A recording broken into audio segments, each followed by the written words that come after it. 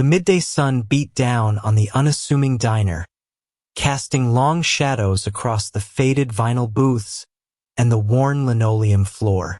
The air inside was thick with the comforting aroma of sizzling burgers, crispy fries, and freshly brewed coffee, a symphony of familiar scents that usually brought a sense of warmth and familiarity.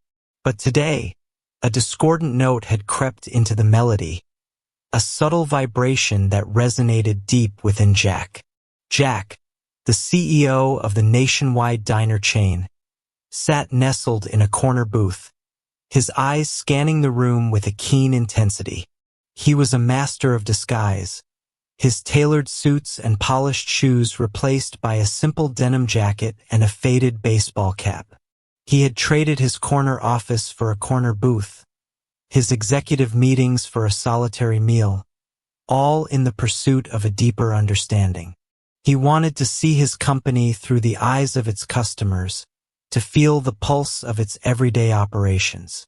He had chosen this particular diner, a small suburban branch, for its reputation as a typical location. It wasn't one of the flagship stores, nor was it one of the struggling ones. It was a middle-of-the-road establishment, a microcosm of his company's vast network.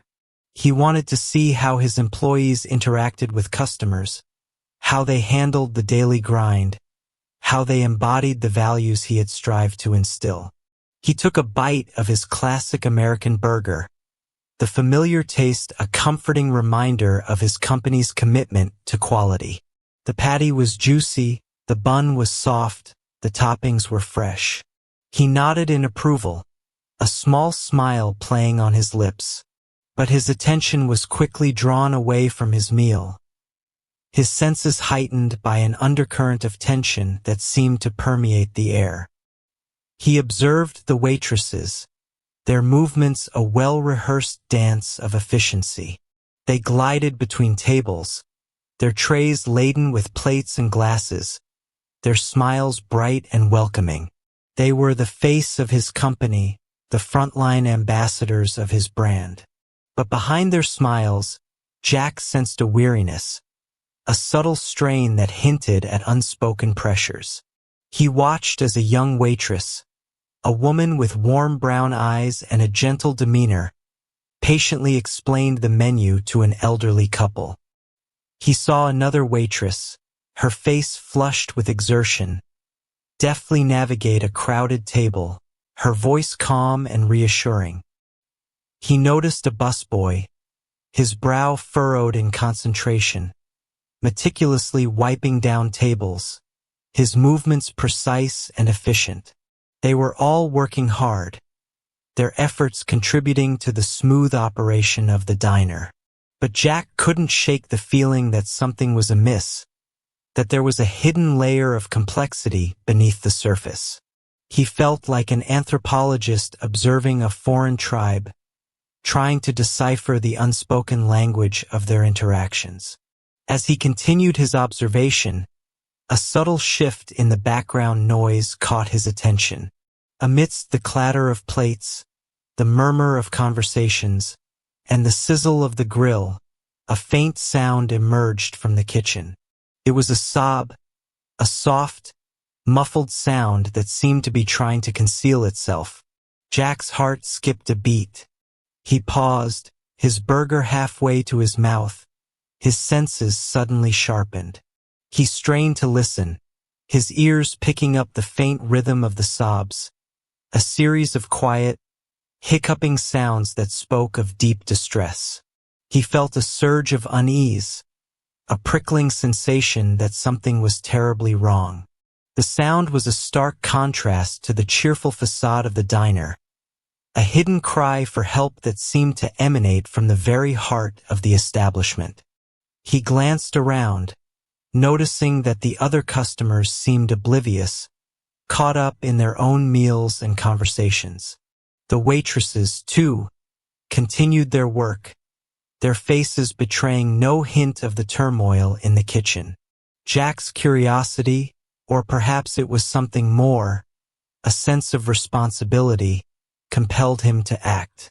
He couldn't ignore the sound, the silent plea for help. He pushed his plate aside, the half-eaten burger suddenly unappealing. He rose from his booth, his movements deliberate, his eyes fixed on the swinging kitchen doors. He felt a sense of urgency, a need to uncover the source of the distress. He approached the doors, his footsteps muffled by the din of the diner. He paused, his hand hovering over the handle, his mind filled with a question that echoed the growing unease in his gut. Lu Ko-Fi? What was happening behind those closed doors? What was the source of the sorrow that permeated the air? He took a deep breath, his heart pounding in his chest. He was about to step into the unknown, to confront the hidden realities of his company. He pushed open the doors, the cacophony of the diner fading behind him. He was ready to face whatever lay beyond, to unravel the mystery of the crying waitress. The kitchen was a whirlwind of activity, a symphony of clanging pots, sizzling grills, and shouted orders. Yet, amidst the chaos, a palpable tension hung in the air, a heavy silence that spoke volumes. Jack stepped through the swinging doors, his eyes immediately drawn to the figure huddled in the far corner. It was Sarah, the young waitress he had seen earlier, her body shaking with silent sobs.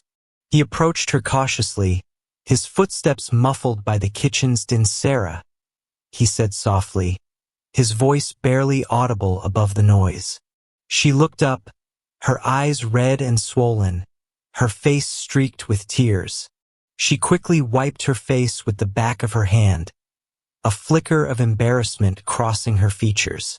"Mister, I'm so sorry," she stammered, her voice thick with emotion. "I didn't mean to." "It's all right," Jack reassured her, his voice gentle. "Are you okay?" She hesitated, her gaze darting around the kitchen, as if afraid of being overheard. Then, she shook her head, a single tear escaping and tracing a path down her cheek. "No," she whispered, her voice trembling. "Not really." He pulled up a nearby stool and sat beside her, his presence a silent offer of support. "Do you want to talk about it?" he asked, his voice low and soothing. Sarah hesitated again, her lips trembling. Then, as if a dam had burst, the words began to flow. She spoke of the relentless pressure of her job, the long hours and low pay that barely covered her bills. She talked about the constant fear of being late, of making a mistake, of losing her job. She spoke of the subtle yet persistent sting of racism, the way some customers looked at her, the way some of her colleagues spoke to her. "It's not always overt," she explained, her voice barely a whisper. "It's the little things, the way they dismiss my suggestions, the way they assume I'm not as competent as the others. It's like I have to work twice as hard to prove myself, just to be seen as equal." Jack listened, his heart aching for her. He had always prided himself on running a fair and equitable company, but Sarah's words painted a different picture, a picture of hidden struggles and unspoken injustices. He realized that his company's policies, while well-intentioned, were not enough to address the subtle forms of discrimination that permeated the workplace. As Sarah spoke, Jack noticed the kitchen manager, a stout man with a stern face, watching them from across the room. His eyes were cold and disapproving, his expression a silent warning. Jack could sense the unspoken pressure, the unspoken threat. "I'm sorry," Sarah said again, her voice filled with shame. "I shouldn't be bothering you with this. I don't know what to do anymore." "You're not bothering me," Jack reassured her, his voice firm. "And you don't have to carry this burden alone." He placed a hand on her shoulder, his touch gentle but firm. "I'm going to make sure things change," he promised. "I'm going to make sure that everyone in this company is treated with respect and dignity." Sarah looked up at him, her eyes filled with a mixture of hope and disbelief. "Do you really mean that?" she asked, her voice barely a whisper. "Yes," Jack replied, his voice unwavering. "I do." Later that afternoon, Jack observed Sarah again. She moved with a weary grace, her smile strained, her eyes still red. He saw the manager snap at her for a minor mistake, his voice harsh and demeaning. He saw the other waitresses avoid her, their eyes filled with a mixture of pity and fear. Jack's anger simmered beneath the surface. He wanted to intervene, to protect Sarah from the manager's wrath. But he knew that he had to remain undercover, to gather more evidence of the injustices that were taking place. He watched as Sarah struggled to keep up with the demands of her job, her movements growing slower and more labored. He saw the exhaustion etched on her face, the weariness that weighed her down. He saw the subtle glances and whispers of her colleagues, the unspoken judgments that added to her burden. Then it happened. Sarah, exhausted and overwhelmed, dropped a tray of drinks, the glasses shattering on the tiled floor. The manager exploded, his face flushed with anger. "That's it," he yelled, his voice echoing through the kitchen. "You're fired. Get out of here." Sarah's face crumpled, her eyes filling with tears. She didn't argue, didn't plead. She simply turned and walked towards the back door, her shoulders slumped in defeat. Just as she reached the door, Jack stepped forward, his voice calm and firm. "Hold on," he said, his eyes fixed on the manager. The manager's face contorted in a mask of bewilderment and rage. "Who do you think you are?" he spat, his voice laced with venom. "You have no right to interfere in my decisions." Jack stood tall, his gaze unwavering. "I am Jack Reynolds," he stated, his voice resonating with authority, "the CEO of this company, and I have every right to ensure that my employees are treated with fairness and respect." A collective gasp swept through the kitchen, the other employees staring at Jack with a mixture of shock and awe. The manager's face paled, his eyes widening in disbelief. Mr. Reynolds?" he stammered, his voice trembling. I didn't realize."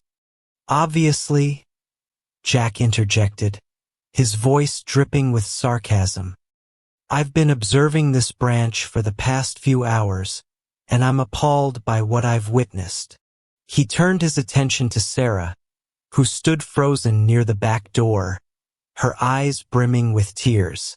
"Sarah," he said gently, his voice filled with compassion, "you are not fired. You are one of the most dedicated and hardworking employees I've seen. You deserve better than this." He turned back to the manager, his eyes flashing with anger. "As for you," he said, his voice cold and sharp, "your behavior is unacceptable. You have created a toxic work environment, fostering an atmosphere of fear and discrimination. You have abused your position of power, taking advantage of your employees' vulnerability.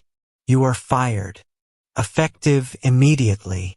The manager's face turned ashen, his jaw slack. He opened his mouth to protest, but Jack cut him off with a wave of his hand. "Security," he called out, his voice echoing through the kitchen. Two burly men, dressed in black suits, appeared from the back hallway, their expressions stern. "Escort this man out of the building," Jack instructed, his voice firm, "and ensure that he never sets foot in any of our establishments again." The manager was led away, his protests fading into the background. his authority stripped away in an instant. Jack turned back to Sarah, his expression softening. "Sarah," he said, his voice gentle, "I am going to make sure that this kind of behavior never happens again. I am going to implement new policies and procedures to protect our employees from discrimination and harassment. I am going to provide training and resources to ensure that everyone in this company understands their rights and responsibilities. And I am going to personally oversee the changes at this branch to ensure that they are implemented effectively." He paused, his eyes scanning the faces of the other employees, who were watching him with rapt attention. "I want to create a workplace where everyone feels safe, respected, and valued," he continued, his voice filled with sincerity. "A workplace where everyone has the opportunity to succeed, regardless of their race, gender, or background. A workplace where everyone feels like they belong." He turned back to Sarah, his eyes filled with compassion. "And I am going to make sure that you get the support you need," he said, his voice gentle, "both financially and emotionally. You are a valuable member of our team, and we are not going to let you down." Sarah's eyes welled up with tears of relief and gratitude. "Thank you," she whispered, her voice choked with emotion. "Thank you so much, Mr. Reynolds." Jack smiled warmly. "You're welcome, Sarah," he said. "Now, let's get back to work." A wave of applause erupted from the kitchen, the other employees clapping and cheering, their faces filled with hope and relief. Jack rolled up his sleeves and joined them, helping to clean up the broken glass and prepare the remaining orders. As he worked, he felt a sense of satisfaction, a sense that he had made a real difference. He had come to this diner looking for answers, and he had found them. He had found the hidden struggles, the unspoken injustices, and he had found the courage to stand up and do what was right. The diner buzzed with a renewed energy, a sense of optimism and hope. The atmosphere was lighter, the smiles brighter. The employees moved with a newfound confidence, their voices filled with laughter and camaraderie. Jack observed Sarah, her eyes shining with happiness, her movements filled with purpose. He knew that he had not only saved her job, but he had also restored her dignity, her sense of self-worth. He had come to this diner as a CEO, but he was leaving as a human being who had learned a valuable lesson about compassion, empathy, and the power of kindness. He had learned that true leadership was not about power and control, but about service and sacrifice. He had learned that the most important thing a leader could do was to create a workplace where everyone felt valued and respected. As he walked out of the diner, he felt a sense of peace washing over him. He knew that he had made a difference, not just in Sarah's life, but in the lives of all the employees at that branch. He had created a ripple effect, a wave of change that would spread throughout the company, transforming it into a more just and equitable place.